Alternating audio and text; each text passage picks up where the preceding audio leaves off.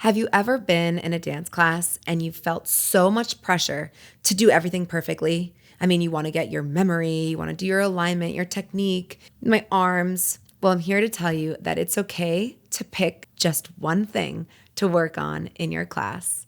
And this episode is about to tell you how to do that one thing and why you should actually just pick one thing while you're in a dance class. Hello, my beautiful, gorgeous dance baby, and welcome to another episode of More Than Dance. Today, we are talking about that one thing. And this is that one thing to focus on for the week, for your class, for a couple months. And the reason why I'm excited to bring this up for you is because it's proved to be so helpful for me. And some of you know that I do this, and some of you may not. I pick a word for the year. For the entire year, I choose one word, and it's the word that I focus on, the word that when I get stuck, I remind myself of that word, the word that when I'm in a situation, I think about that word, and that's going to help me decide my experience. So, for example, this past year, my word was the word decide. And what that meant was that in every situation where I had a hard time deciding or I was thinking about something and it was kind of tripping me up, I just thought the word. So I said decide. And that's kind of how I managed to get through certain things that felt hard. I've been doing this for a while, so I have a lot of words that I've gotten a chance to focus on. And I remember specifically one word, one year was balance. And throughout that whole entire year, I was using the word balance. Okay, well, I really want to go to this thing and I really want to do this. Okay, balance. And that word would remind me my goal, yes. It would also give me ease in making my next move. And that's what I want for you. I want you, when you come to the studio, when you go to a dance class, to have ease in knowing what to pick, because there's so many things to pick. I mean, you could work on so many different things. You could spend years just working on your feet in articulation from the floor. And you could also work on your facials, and you could also work on, there's just an overwhelm. And I sense this with my students that they're like, well, there's so much. I mean, this is probably more like what they would say. Well, I suck. Like, I'm bad at dancing, so I want to work on all of it. And that to me is, okay, well, let's dissect that a little bit. You don't suck. 2, you're not bad at dance. You just never spent time learning dance. And 3, if you pick all of it, you're going to drive yourself nuts. And you're going to feel so overwhelmed that you might not even do it. And you might actually deter yourself away from the learning process.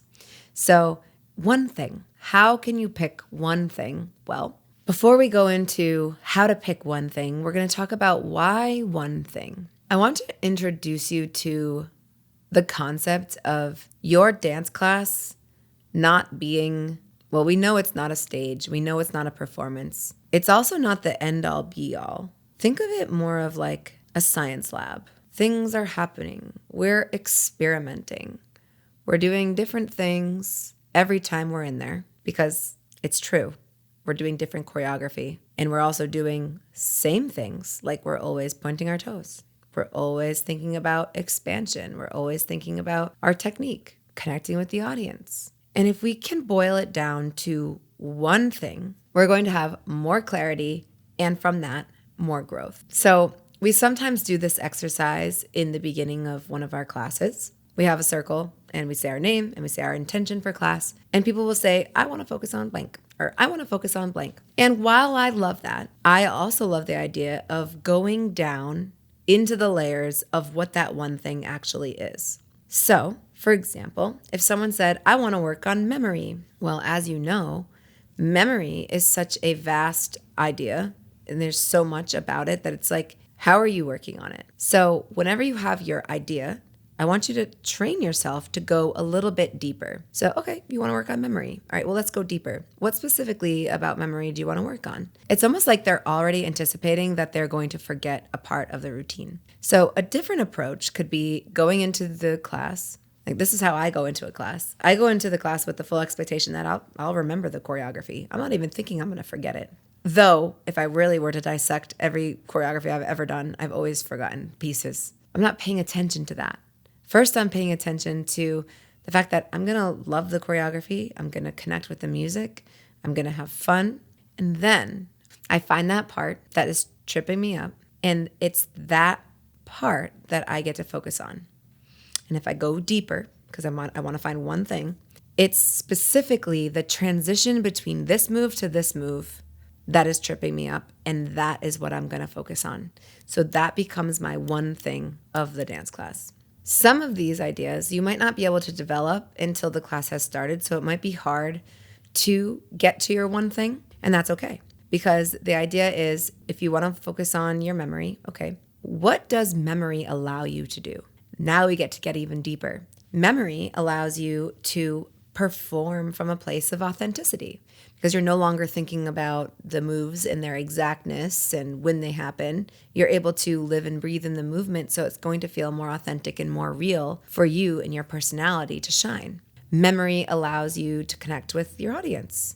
So if you have an audience, it might allow you to make different facials than you would normally make. Memory allows you to go more full out. So you might be able to express your technique better. You might be able to express your lines better. Again, one thing. So if you're choosing memory, you might realize, wow, that encompasses way more than I thought it was going to. If your one thing is facials, well then, what facial are you excited to work on? Is it when you're doing a certain sexual, slippery part of the choreography? Are you focusing on the more breathier, relaxed face? Is that the one thing? Because if you say facials, then you're going to be thinking, okay, well, I just got to get my face working. I got to make sure I do all the faces for each part of the song. But that's not one thing. That's a bunch of things. So which face exactly, and which part of the song, which part of the choreography, and how are you going to make sure that you are articulating that? So once you pick your one thing, the next question is how? How are you going to execute it? How are you going to know when you did it? Sometimes my students will say, oh, I just want to have fun. Well, how do you know? Like, what is fun? Is fun getting really, really deep in the challenge? Is fun trying to do the dance with your eyes half closed so you're really challenging your memory? What is fun? Is it figuring out how to love a song that you're not connecting with? Sometimes people will say, oh, I want to focus on my arms.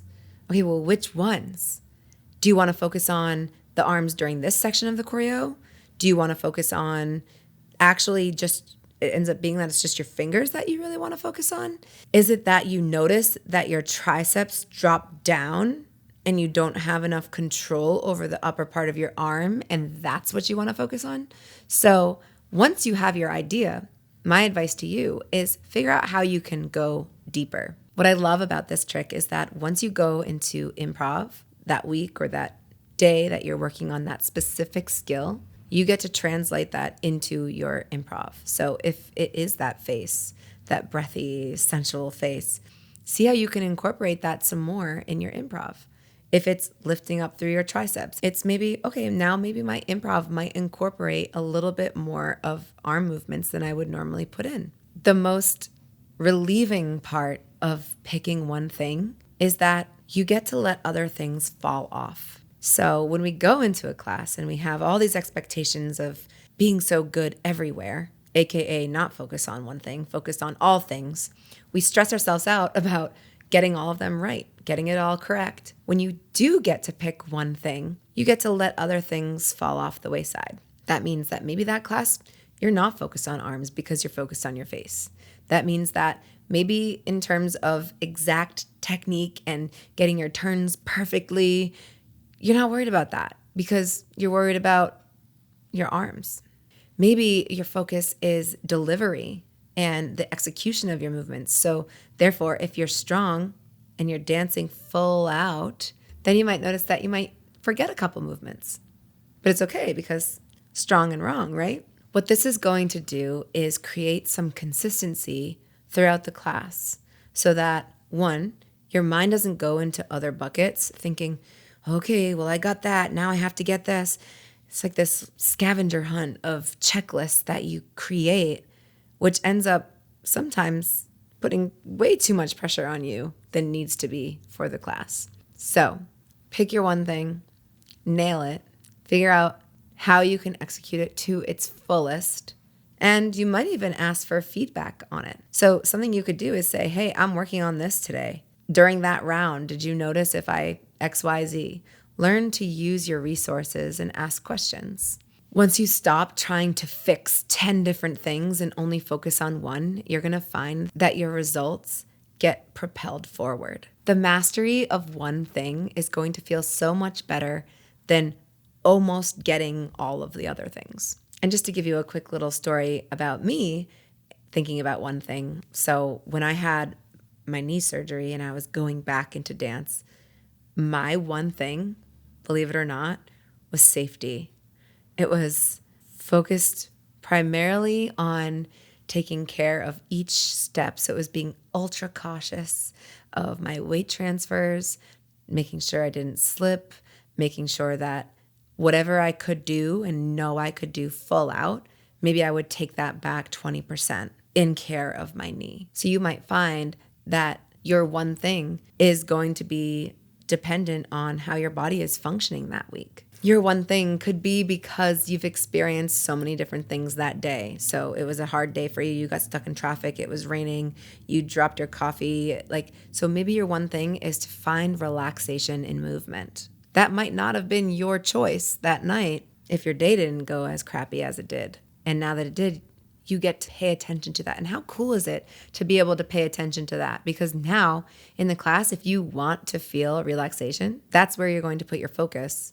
So that means in the movement, if something doesn't feel good to you, you might make the executive decision of, well, that doesn't feel good.